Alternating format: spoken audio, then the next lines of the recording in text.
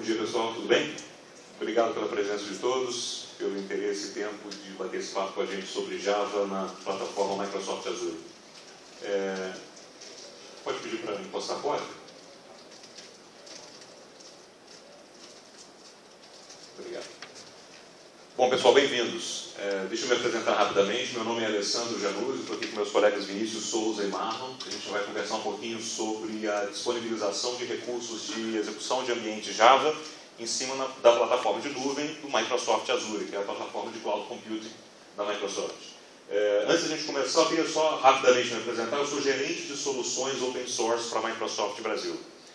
E normalmente, quando eu me apresento em eventos, ou quando eu converso com clientes, ou com qualquer interação, eu preciso de pelo menos uns 40 minutos para dizer e justificar o que alguém de open source faz dentro da Microsoft, né?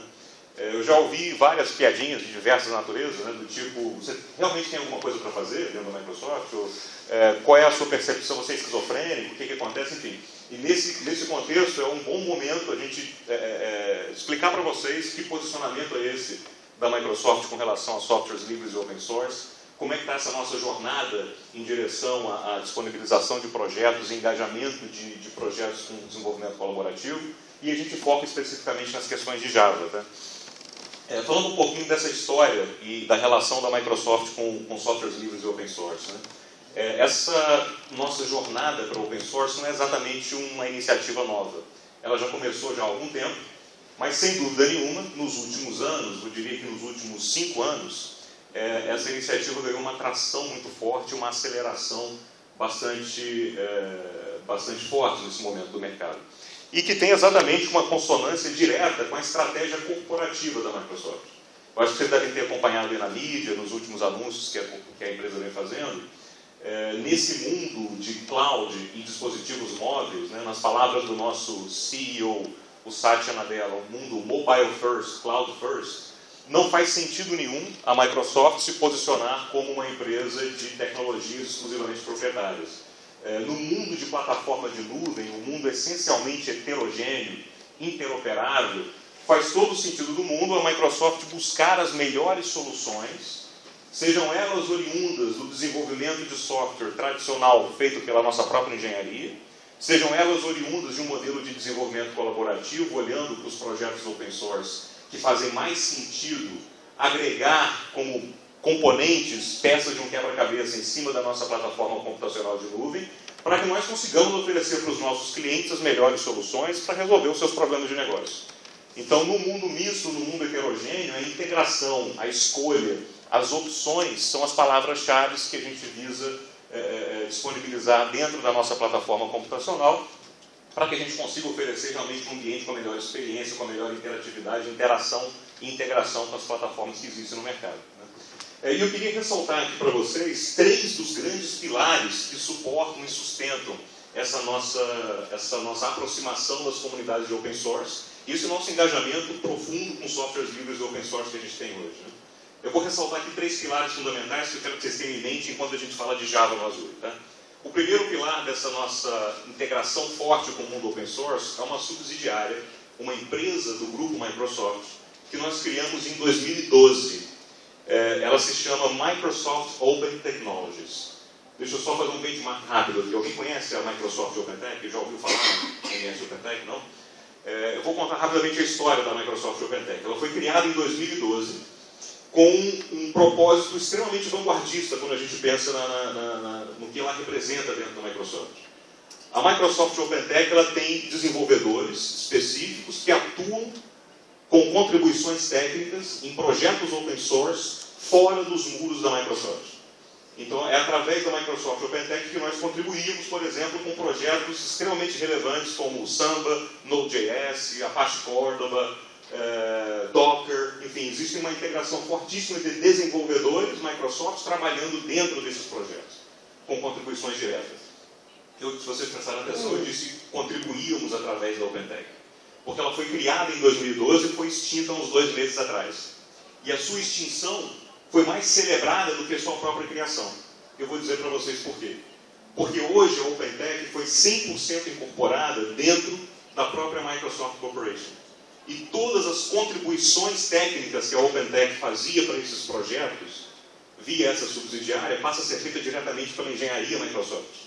Ou seja, ela virou realmente algo orgânico. Ela é uma contribuição, ela faz parte das nossas engrenagens de desenvolvimento e os seus desenvolvedores passaram a ser desenvolvedores Microsoft. Alguns projetos que têm a nossa contribuição direta, por exemplo, além do OpenJDK, que tem contribuições específicas para o desenvolvimento da máquina virtual Java Open Source, vindas da Microsoft, a gente vai ver aqui algumas delas. Eu poderia citar, por exemplo, a integração fortíssima que a gente tem com o projeto Hadoop. Hoje, o chairman do projeto Hadoop, o líder do projeto Hadoop, que seleciona e disponibiliza as alterações e contribuições que fazem parte do mainstream do projeto, é um funcionário Microsoft. O presidente da Apache Foundation, por exemplo, é um sujeito que se chama Ross Gardner, que trabalha na Microsoft. Ele toca a Apache Foundation como presidente dentro da própria Microsoft. Para a gente ter só alguns dos elementos icônicos dessa nossa integração. Um segundo pilar que eu gostaria de ressaltar aqui para vocês, falando do OpenTech, que está fora dos nossos muros, um segundo pilar nessa nossa jornada para Open Source é um núcleo de desenvolvimento, esse dentro do nosso campus, que trabalha com a nossa engenharia de produtos tradicional, chamado Open Source Technology Center. O Open Source Technology Center é um grupo de desenvolvedores que integra Open Source e softwares livres na plataforma tradicionalmente Microsoft. É esse grupo, por exemplo, que faz toda a integração do Hyper-V System Center com recursos de monitoração de aplicações baseadas em Linux, Apache, MySQL, PHP, Java, etc. É esse grupo que integra o Hyper-V com software de nuvem open source como OpenStack, por exemplo. É esse grupo que disponibiliza recursos que tornam servidores Linux com uma experiência e performance de execução excelente em cima de Hyper-V e Windows Server, por exemplo. Enfim, esse grupo trata de open source para dentro, dentro da nossa plataforma. E um terceiro e último pilar, antes da gente começar, que eu gostaria que todos tivessem em mente também, é uma entidade, uma fundação chamada .NET Foundation. Alguém já ouviu falar dessa fundação? A .NET Foundation, ou Fundação .NET, é uma entidade criada pela Microsoft com o intuito de, através dela, viabilizar a disponibilização do framework .NET como open source. Hoje, não sei se vocês acompanharam as notícias mais recentes na mídia, o framework .NET é um projeto 100% open source. Todos os códigos-fontes do .NET são disponíveis, recebemos contribuições já das comunidades de desenvolvimento técnico. Inclusive, o próprio Common Language Runtime, CLR do .NET, é open source. O compilador Roslyn, o C# do .NET é open source. As bibliotecas ASP.NET estão todas com código aberto, enfim. 100% do framework .NET é um projeto open source disponibilizado em repositórios públicos. E essa fundação viabiliza isso e faz a gestão desse projeto open source, que é uma das joias da coroa da Microsoft, que mostra toda a disponibilidade e integração com um modelo de desenvolvimento colaborativo cada vez mais forte dentro da companhia. Então, deixem esses três pilares em mente, a antiga Microsoft OpenTech, que agora recebeu os desenvolvedores dentro da nossa empresa, o Open Source Technology Center e a .NET Foundation. Tudo bem? Você quer fazer algum comentário antes da gente seguir? Tudo bem? Então vamos lá. Bom, mas hoje a gente está aqui para falar especificamente de Java dentro da nossa plataforma de nuvem, o Azure. O Azure, acredito que vocês conheçam, é a nossa rede mundial de data centers, através do qual nós disponibilizamos serviços de cloud computing, serviços de infraestrutura como serviço, plataforma como serviço e software como serviço. Temos um data center do Azure no Brasil. É possível selecionar aplicações para serem hospedadas no data center brasileiro, especificamente. Temos data centers espalhados pelo mundo inteiro. E especificamente de Java, falando sobre Java, vocês vão ver que durante a apresentação nós vamos tocar em três grandes maneiras de se hospedar uma aplicação Java dentro do Azure. Obviamente, como IaaS, Infrastructure as a Service. Você hospeda seu servidor Windows no Azure, hospeda o seu servidor Linux no Azure, e coloca dentro do sistema operacional todo o stack de container Java para hospedar no modelo de infraestrutura como serviço, que é a terceirização do seu hypervisor, vamos chamar assim. Você está hospedando o seu servidor na nuvem com toda a infraestrutura de aplicação dentro do sistema operacional, você administra o sistema operacional. Então, o segundo modelo de disponibilizar Java no Azure é através de aplicações baseadas nos nossos templates de plataforma as a service, de plataforma como serviço.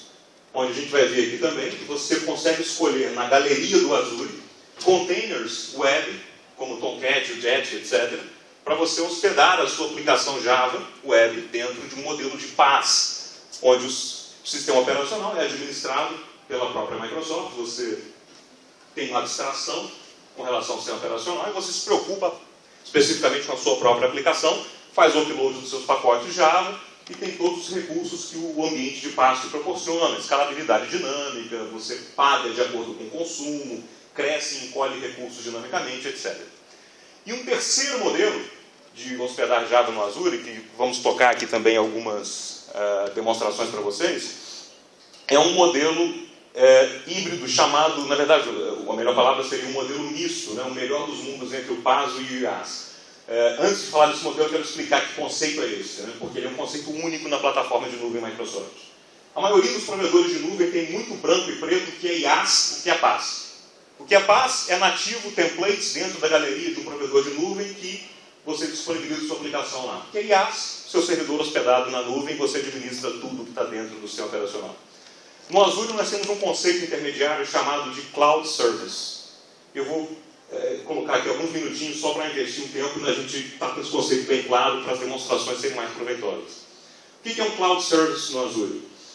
Um Cloud Service no Azure é um objeto que contém alguns roles dentro desse objeto, uma tipografia dentro desse objeto, onde você pode hospedar máquinas virtuais, chamadas de web roles ou worker roles dentro desse objeto, com a característica que essas máquinas virtuais não são administradas por vocês. São administradas pela Microsoft. Tá, então é PaaS. Sim, é um modelo embrionário, é um embrião de PaaS, vamos chamar assim. Por quê? É uma célula-tronco de PaaS. Porque dentro dessa VM que você não administra, que é um web role ou um worker role, você pode injetar o seu framework de aplicação. Você pode colocar componentes seus lá dentro. E ainda assim você consegue tratar esse objeto como plataforma as a service, com todos os recursos que um objeto de PaaS te proporciona. Escalabilidade dinâmica, etc, etc. Mas o que você poderia colocar lá dentro, por exemplo? Qualquer framework seu. Se você tem um framework de COBOL, você pode colocar lá dentro. Não sei porque alguém faria isso, mas tem, né? Se você tem o seu framework Java, que pode estar na galeria do Azure tradicional ou não, você pode colocar o seu framework Java lá dentro. Você pode colocar o seu JBoss lá dentro. Você pode colocar o seu framework J2EE, qualquer que ele seja lá dentro. Você pode colocar qualquer coisa que execute no seu ambiente local como um Cloud Services, como um framework de Cloud Services no Azure. E em cima, obviamente, você coloca a sua aplicação. Então é um modelo muito interessante para vocês pensarem em colocar aplicações legadas, já desenvolvidas, que necessariamente podem ser projetadas para nascer na nuvem, ou aplicações que podem ser migradas de um ambiente on-premise.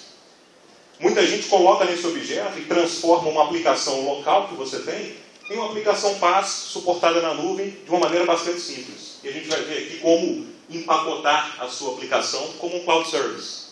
Tem recursos que facilitam isso para vocês. Para o mundo Java, tem toda uma integração com Eclipse para fazer isso, através de plugins desenvolvidos pela Microsoft para empacotar a sua aplicação Java como um Cloud Service. Você pode criar esses descritores manualmente, colocar qualquer framework lá dentro também. A gente vai ver isso aqui. Tudo bem? Então falamos dessas três maneiras de hospedar Java no Azure. IaaS, PaaS tradicional e um Cloud Service. Tranquilo? Ok. Bom, mas por que a gente está falando de Java no Azure aqui? Né? E é algo inusitado, né? A Microsoft no evento da Oracle falando de Java no Azure, falando de Java e Oracle no Azure. Eu acredito que no Brasil seja a primeira vez que a gente tem essa parceria tão forte com a Oracle. A gente está com o nosso stand aqui também para fazer as demos e tirar dúvidas de vocês. E a gente aposta fortemente em Java no Azure, porque Java, essencialmente, por natureza, por ser multiplataforma, roda em qualquer lugar. Roda no Linux, roda no Windows, e um dado interessantíssimo que a gente está disponibilizando no mercado brasileiro pela primeira vez aqui. Estão ouvindo isso de forma inédita, tá? É a primeira vez que a gente tem autorização para falar isso aqui. 23% de todas as máquinas virtuais do data center do Azure no Brasil rodam Linux. Ou seja, Azure é uma plataforma heterogênea, é um ambiente aberto, não é dedicado exclusivamente à infraestrutura Microsoft. Okay? Pensem no Azure como uma plataforma computacional heterogênea. Obviamente, todas as aplicações, ferramentas, application services e SDKs que a gente disponibiliza para o Azure tornam essa sua experiência de hospedar Java no Azure algo natural e palatável para vocês como mais uma opção, como mais uma alternativa, como mais um elemento de escolha na hora que você vai montar a sua arquitetura, na hora que você vai projetar onde hospedar uma aplicação que você desenvolve.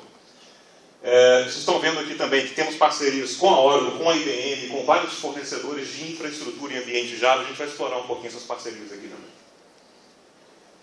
Fiquem à vontade para levantar a mão, fazer alguma interação online, tá?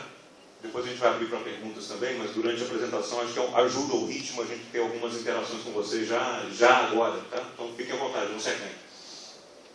Falando um pouquinho sobre a nossa contribuição para o projeto OpenJDK, né? A Microsoft tem contribuições diretas para o OpenJDK, somos committers no OpenJDK, especificamente na parte de desempenho, performance do Java, do OpenJDK para o Windows.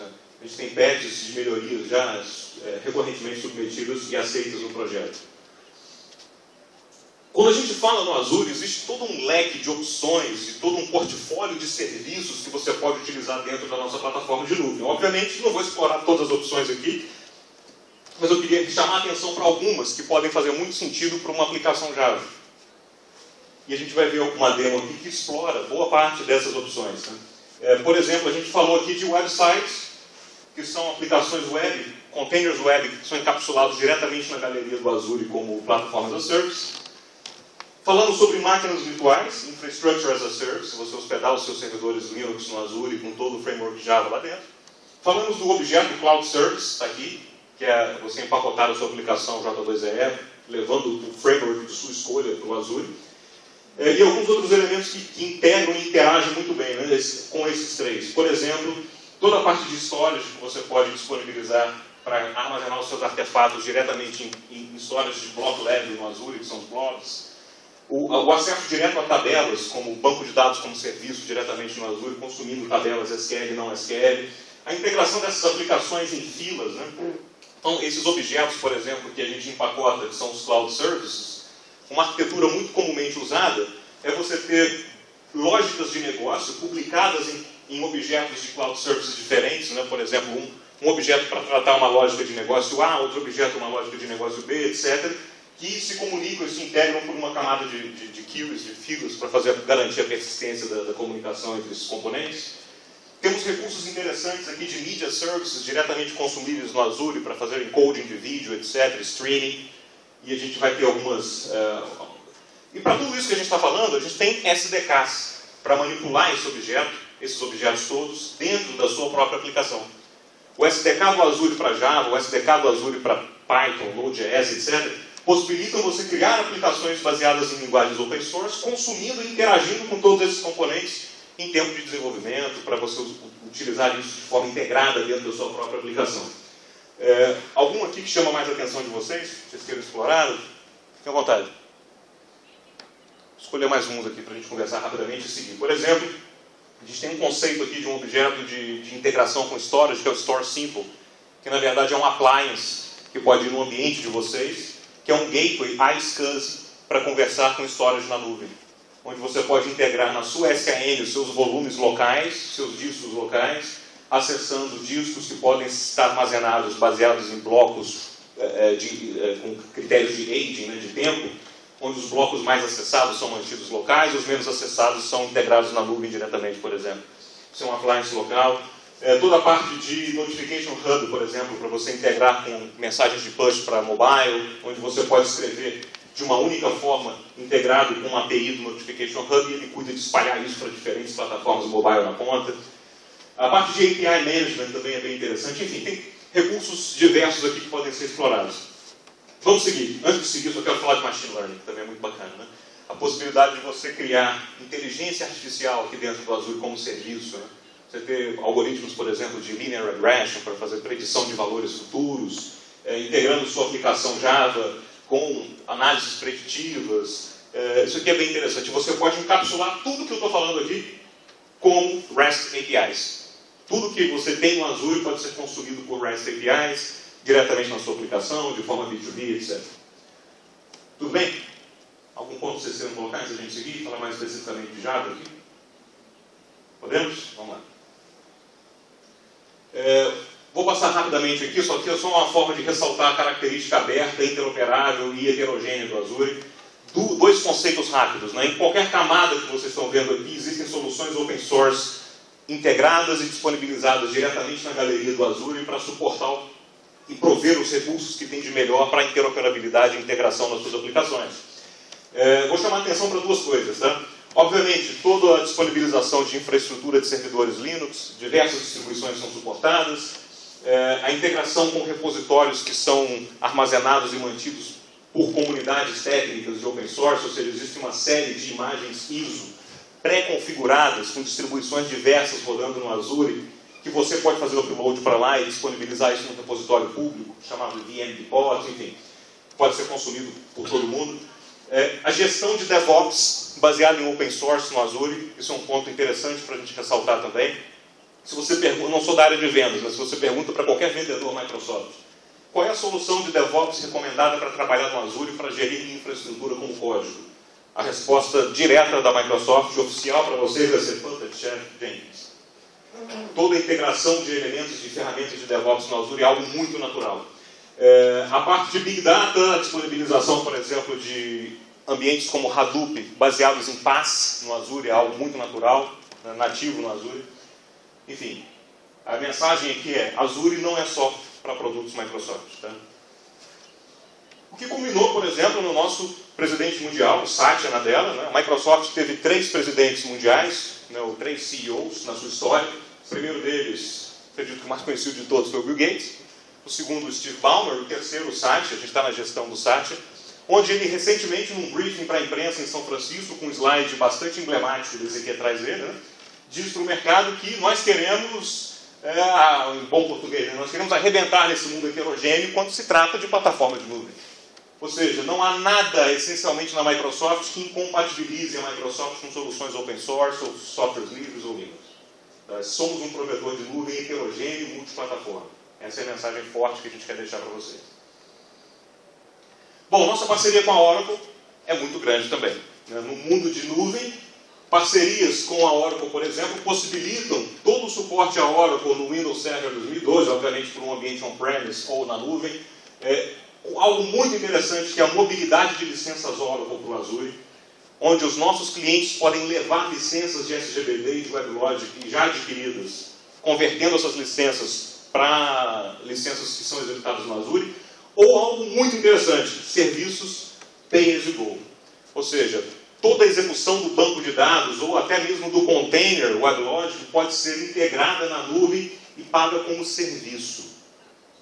Eu vou colocar 1 minuto de atenção de vocês aqui, porque isso na parte de economicidade para os nossos clientes é bem interessante.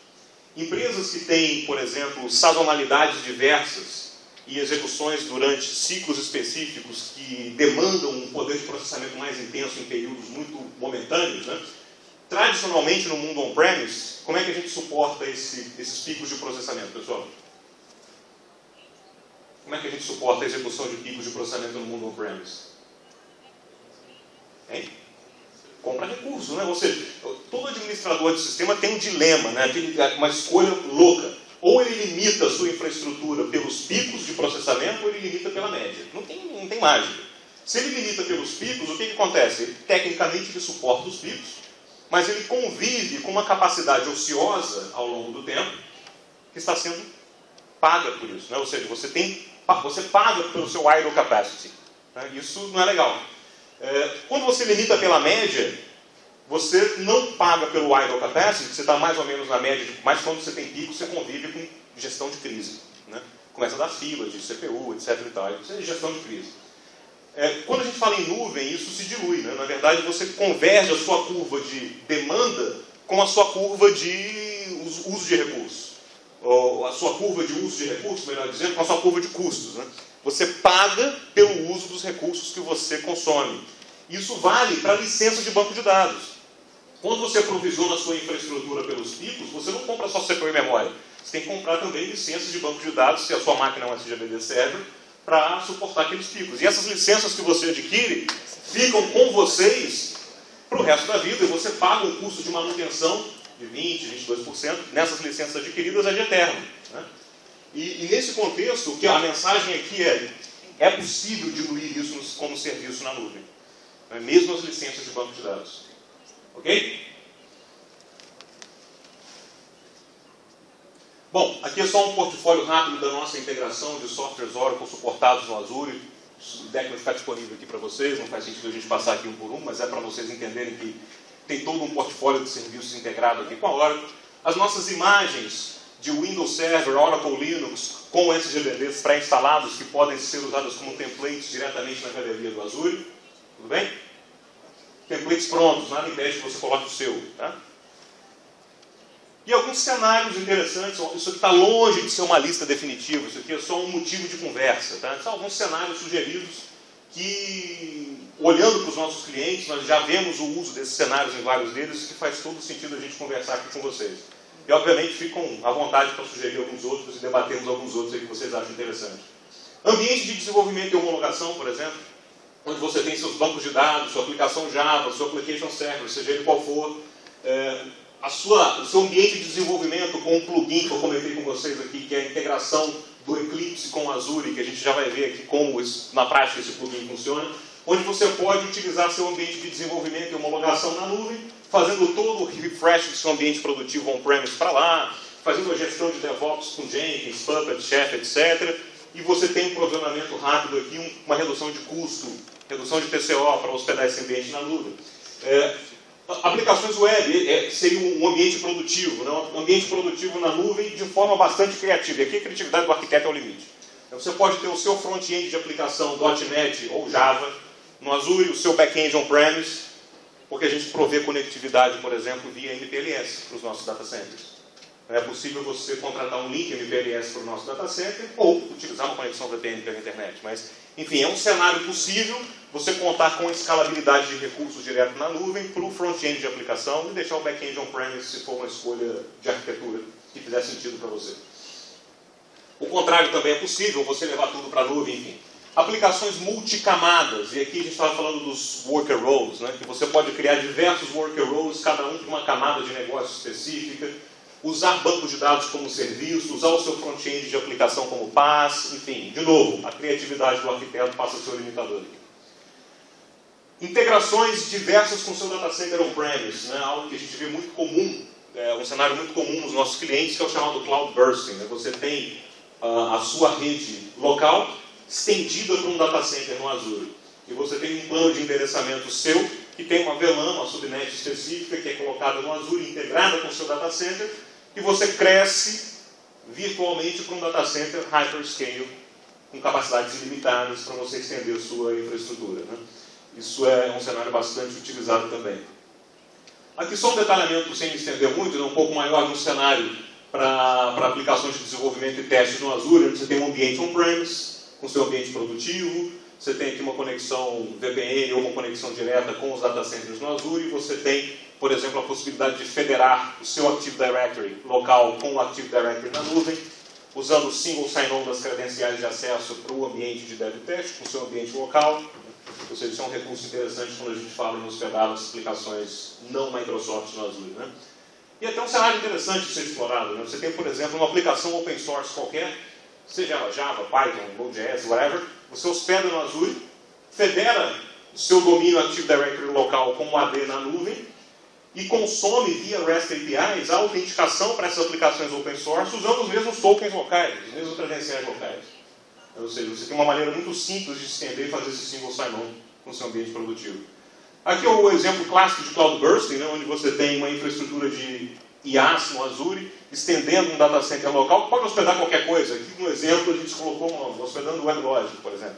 Pode hospedar qualquer coisa aqui no seu ambiente local, estendendo as capacidades do seu data center. E aqui uma maneira, um passo a passo de como você faria isso, né? Você publica o seu ambiente de desenvolvimento no Azure, você faz todo o provisionamento de infraestrutura, conecta esse ambiente com o seu ambiente on-premise de maneira federada com seus domínios, usa a mesma autenticação e tem um acesso disponibilizado para os seus desenvolvedores em qualquer lugar, enfim. Uma maneira mais passo a passo de entender isso. Falar um pouquinho mais sobre Java na nossa parceria com a Azul Systems. Vocês conhecem a Azul, né? A Azul é a empresa que faz a disponibilização dos binários compilados oriundos do OpenJDK com um framework Java compatível com Java 7 e 8, que é o Zulu, né? Dentre outros produtos. Né? Nós construímos o Zulu junto com a Azul Systems. É uma parceria muito forte da Microsoft com a Azul, a disponibilização do Zulu, que é 100% open source. É um framework Java muitíssimo utilizado, com uma performance excelente em Linux, em Windows, e é normalmente o que a gente recomenda para você utilizar na nuvem pela performance e desempenho. Você pode usar qualquer outro, mas pela performance e desempenho que a gente experimenta com o Zulu, a gente tem fortemente aqui a recomendação do Zulu. Alguns detalhes, né? O JDK oriundo das imagens de Zulu no Azure são todos 64 bits. Se você precisar de um 32, tem que ser obtido diretamente com o Azure. O Zulu é free open source, tem suporte via Microsoft Azure, suporte integrado Microsoft ou suporte via Azure. É compatível com Java 8, 7, 6, é baseado no OpenJDK. Ele tem 100% o mesmo comportamento de uma máquina virtual Java hotspot da Oracle. Ele não tem recursos de envenenamento de performance como outros produtos da Zulu têm. Se comporta exatamente como uma JVM Oracle, né? Aqui só um pouquinho de dados sobre o Zulu, né, as plataformas suportadas, enfim, é realmente um produto bastante abrangente e heterogêneo. Os dados sobre o Zulu no mercado, que eu deixo aqui com vocês e convido para vocês visitarem depois. Eu quero falar um pouquinho sobre o toolkit para Eclipse. Quantos de vocês aqui desenvolvem usando Eclipse? Todo mundo, né?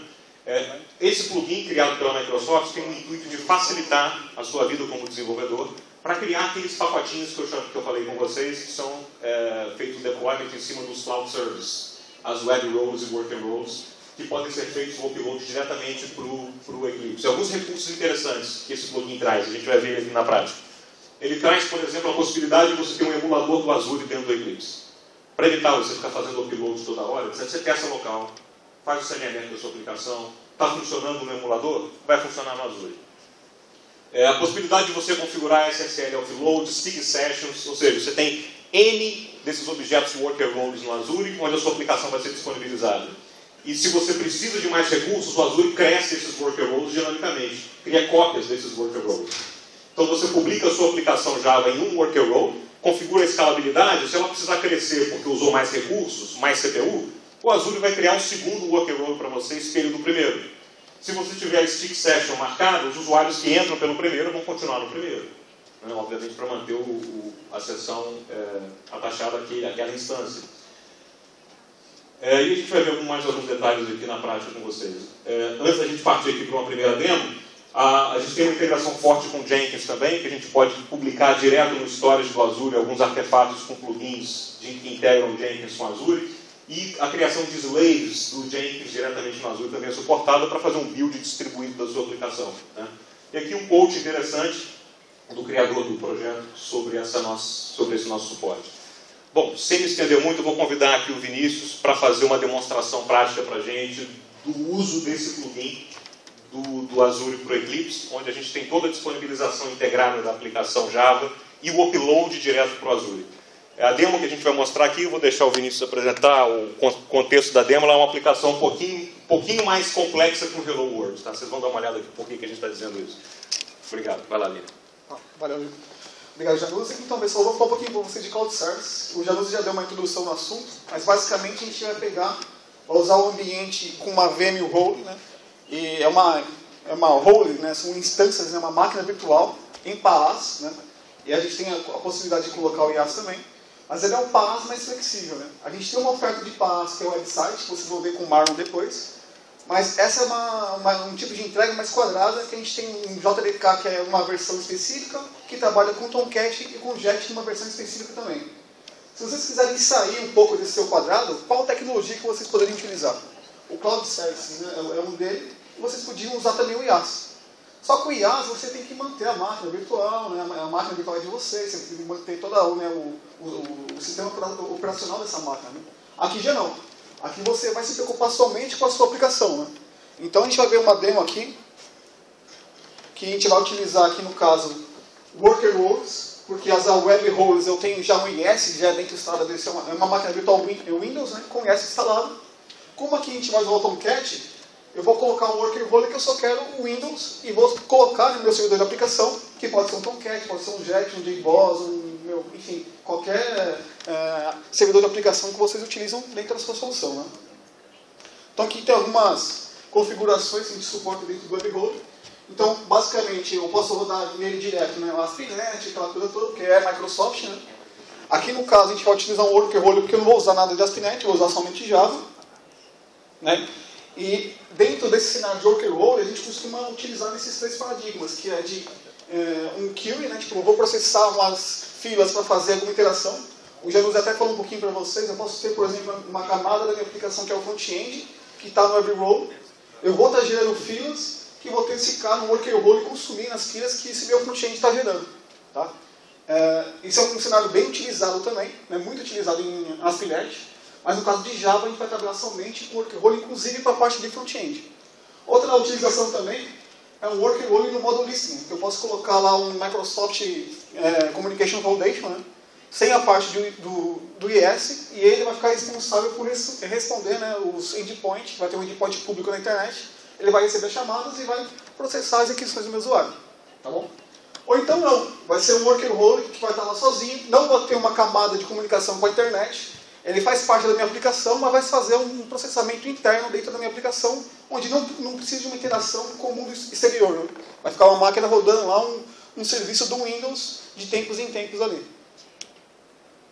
Então, legal. As roles são somente algo lógico que eu vou definir o tipo de máquina virtual, né, que é o VMSize, e vou definir também a quantidade de instâncias que meu serviço vai ter. Depois que eu definir tudo isso e fazer o meu pacote, quando fazer o deploy no Azure, ele vai pegar esse meu serviço, que é um XML, vai pegar o Service Definition dele e vai criar a quantidade de instâncias que eu definir. Depois eu posso aumentar, né, que é a escala horizontal e vertical, eu posso aumentar até o tipo de máquina e também ter mais máquinas para processar meus chamados aqui. Mas, a priori, o mínimo necessário eu vou definir dentro dos meus arquivos de configuração, que a gente vai ver aqui também no Eclipse logo mais. Então, legal. Essa demo é um chat feito em Java. O código fonte dele está disponível nesse bit.ly. Então, é bit.ly/azchat. Vocês vão cair lá e está no GitHub. Né, do MS OpenTech, que o Janus já comentou aqui com a gente. A gente vai dar uma olhadinha um pouco no código dele. Deixa eu abrir aqui o meu Eclipse. Bacana.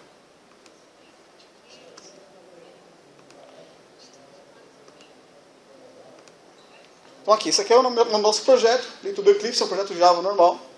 Só que ele tem algo diferente, que é esse AZChat Deploy, que é um projeto do próprio de deploy, né, que vai fazer todo o empacotamento dessa minha aplicação. Eu vou levar junto aqui o Tomcat, o servidor de aplicação, tudo. Eu vou fazer o upload desse pacote todo na nuvem e depois eu vou fazer o deploy em cima desse Service Definition, que eu vou colocar aqui, por exemplo,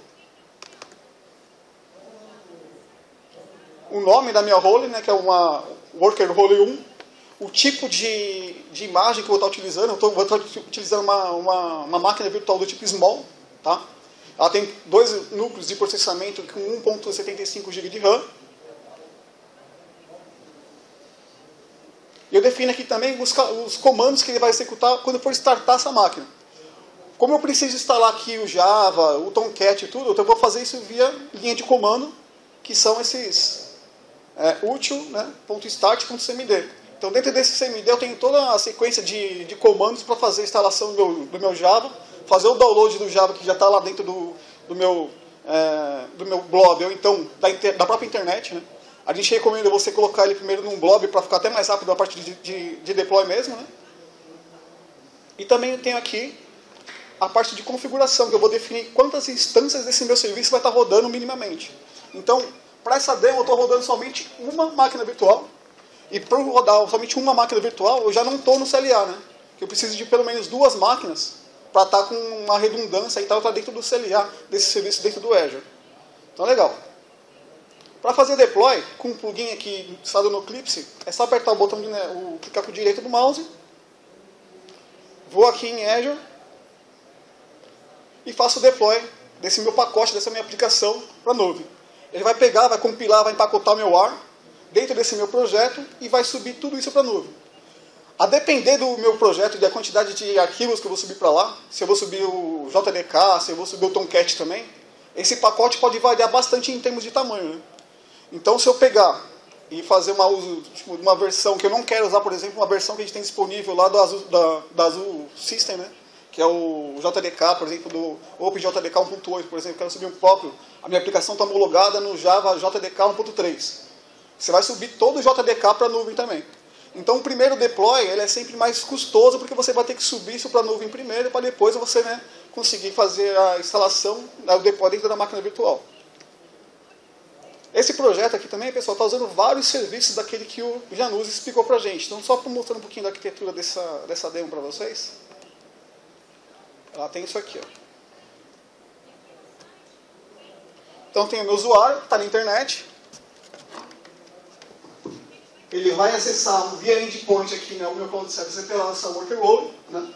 Está respondendo na porta 80, mas internamente tem um NAT para a porta 8080. Aqui estou usando storage do Azure. Eu estou utilizando um banco SQL Azure, né, que é um SQL Server as a Service, né? Eu estou usando o Service Bus e estou usando um serviço também que é um hub de autenticação que vai facilitar para a gente a parte de fazer a autenticação com a Microsoft, com o Yahoo, todo mundo que suporta o protocolo OpenID. O Google ele suportava até pouco tempo atrás, mas não suporta mais, então ele não faz parte mais desse leque de serviço que a gente pode estar utilizando. Agora deixa eu mostrar para vocês aqui a demo propriamente dita. Então essa aqui é meu Tomcat que já está na nuvem, né? Acho que já fiz o deploy antes. Então aquela mal aí está pública mesmo aqui.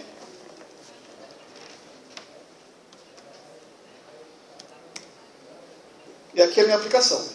Vou lá fazer o sign. Vou utilizar meu Windows Live ID, né, que é o Hotmail, o Outlook, enfim. Toda essa parte eu não fiz nada, né, dentro do código da minha aplicação. Tipo, então é um serviço do Azure que vai lá e faz a autenticidade para mim, utilizando o meu usuário de senha. Né? Então, a minha aplicação não sabe qual que é o meu usuário e qual que é a minha senha. Então, tem uma parte de segurança bem importante aqui também. E aqui agora eu já consigo fazer um chat comigo mesmo, aqui no caso que não tem ninguém para conversar. Então está aqui, né, um chatzinho. Essa aplicação também ela conta com a parte, quando você faz o primeiro acesso, você tem que preencher lá um formulário onde você vai colocar a tua foto de perfil, aquela coisa toda. Né? E aí sim é parte da minha própria aplicação, né, e não parte do serviço que a gente está utilizando do Azure. Então, aqui tem os meus dados de perfil, tudo, né? Beleza? Minha fotinha lá e tal. Então, tudo isso, a gente está utilizando vários serviços dentro do Azure. Vocês podem utilizar esses serviços do Azure também utilizando websites, né, que é outra tecnologia que a gente vai ver aqui de pasta também. Só que vou estar dentro do meu quadrado, que é aquela versão específica de JDK, utilizando uma versão específica de Tomcat ou de Jet. Então, websites, você vai ver que é o caminho mais rápido para a nuvem mesmo, tipo, e menos custoso de você fazer o upload também. Só que aqui você tem um passo mais maleável. Né? Inclusive, eu consigo conectar nessas máquinas com o remote desktop.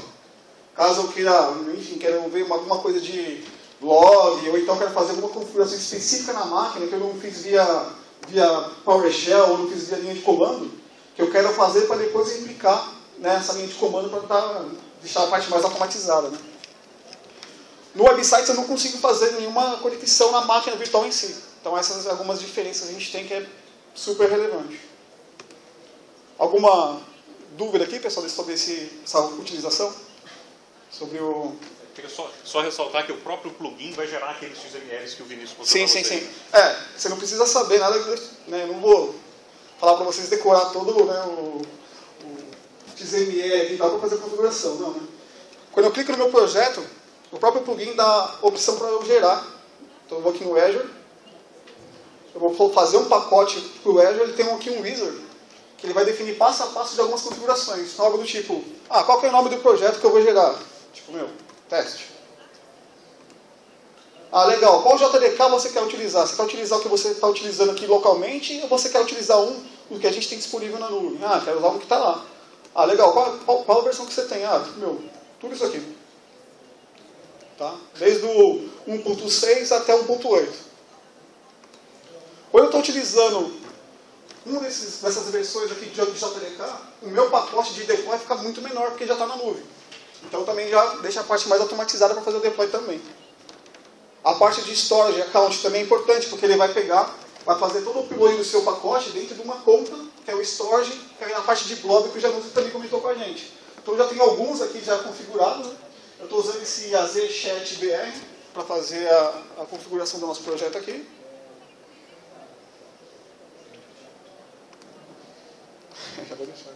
Eu também vou subir aqui, né, qual é a versão do Tomcat que eu vou estar utilizando.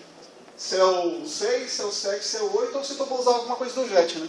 Eu posso usar também o JBoss, mas aí vou ter que subir todo o JBoss para a minha nuvem também, para a minha aplicação. E a minha aplicação propriamente dita. Né? Então eu vou pegar aqui o meu AZ Chat Web War e fazer parte desse meu projeto. E quando eu dou o finish, ele vai gerar todo esse projeto aqui para mim, como eu tenho esse AZ Chat Deploy, que é o projeto de deploy. Então, quem desenvolveu esse plugin foi a Microsoft Open Technology, né, que distribuiu esse plugin para a gente. Eu posso testar também, como o Januzzi falou, o ambiente local utilizando os emuladores. Né. Então, é bem completo esse plugin e facilita muito o trabalho. Você pode fazer o upload também manual, né, posso entrar no meu portal do Azure aqui e fazer o upload manual desse meu arquivo todo aqui. Então, eu vou lá no meu Microsoft Azure, vou no Cloud Service, né, essa aqui é a minha conta do Azure lá, com todos os serviços que a gente está utilizando.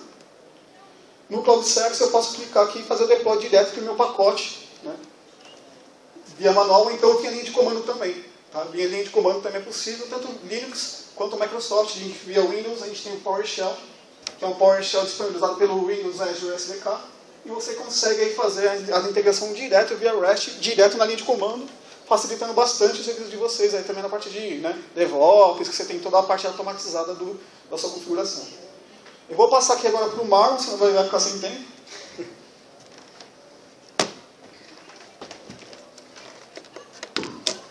Valeu, pronto. Pode tirar. E aí, pessoal, tudo bom?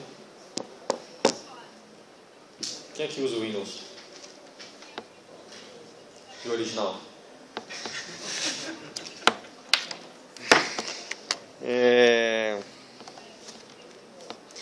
Meu nome é Marlon, sou evangelista lá na Microsoft. Estou muito feliz. Não, pode vir. Desligou aqui, meu? Desligou aqui? Não. Alô? Quero dizer que essa é a quinta vez que eu palestro no Java One, tá certo? Já palestrei 4 vezes em São Francisco. Eu tenho 3 certificações de Java e nenhuma Microsoft. Tá bom? Então eu sou um cara que minha linguagem natural, né, assim como o português é minha linguagem natural, meu idioma natural, o Java é a minha linguagem natural. Então saibam que vocês estão falando com um cara de Java aqui. Beleza? Alguém já entrou no portal do Azure aqui alguma vez? Quem aqui é desenvolvedor? Beleza. Só um entrou no portal do Azure. Beleza. Eu vou mostrar aqui como fazer o deploy de um ponto .org no Azure. Tá certo? Bem simples, no Tomcat, vou rodar aqui para vocês. Deixa eu pegar aqui esse microfone. Alô? Então vamos lá. Eu estou aqui no Azure, estou usando o Windows 10, tá vendo? Aqui estou usando o Microsoft Edge. Alguém já usou o Edge? Um novo browser? Ninguém? Tá bom, estou conhecendo aí. Vou clicar aqui, ó, por exemplo, New, Web App, Quick Create. Vou criar um novo website. Vou chamar de Java One MSFT. MS. Java One MS. Vou criar aqui um aplicativo web. Esse portalzinho aqui vai ficar mostrando aqui a criação, por onde já criou. Eu entro nele aqui. Está criando. Pronto. Vou entrar aqui nele. Vou aqui na aba Configure.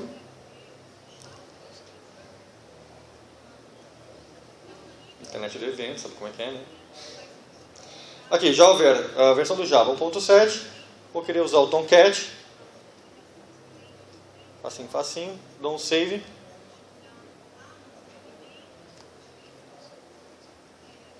Ele está instalando o container web, instalando o container Tomcat dentro do meu serviço aqui.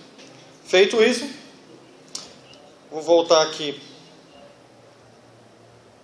Vou voltar aqui para o meu dashboard desse Java 1 MS. Vou clicar aqui em Setup Deployment from Source Control. Eu vou instalar um Git no meu website. Alguém aqui usa Git? 5 minutos? Obrigado. Pouca gente usa Git. Quem não usa Git aqui? Usa o quê? Vai ter que VSS, meu.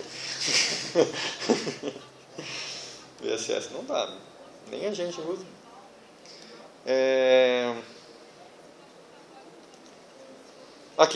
Aqui ficou a URL do Git. Posso copiar ela aqui. Vou abrir meu Git Bash. Já estou aqui numa pasta. Vou fazer git clone. Ctrl V. Ctrl V. Não copiou? Copy. Oh, meu Deus.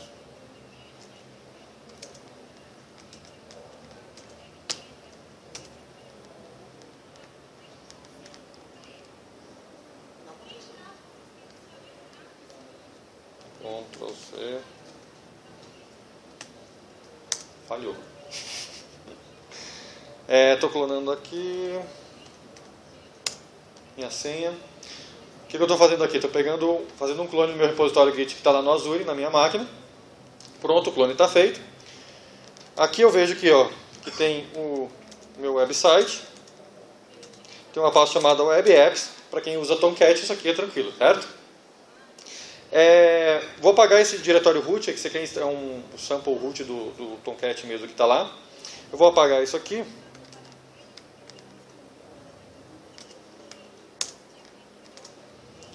E vou copiar um sample, um exemplo que eu tenho aqui, de um aplicativo, um website que na verdade ele vai pegar e vai listar os tweets com a hashtag Java1. Se você fizer um tweet agora com a hashtag Java1, ele vai aparecer aqui na telinha, quer ver?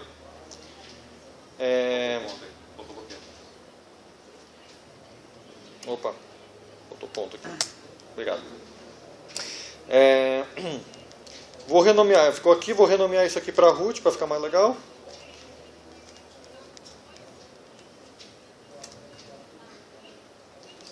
Beleza, agora eu vou dar um git add ponto, adicionando o controle de versão.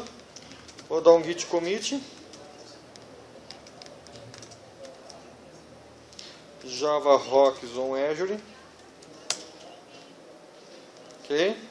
Vou dar um git push. Vou subir isso lá para Azure.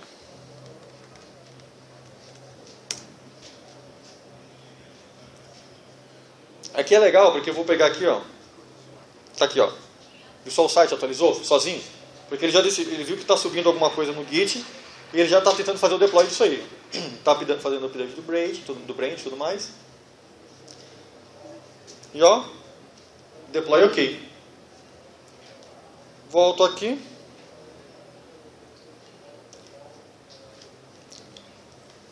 Cliquei no link do meu website. Acho que vai dar um erro 404 aqui que eu tenho que colocar o nome da página inicial. Mas já vai carregar. Peraí.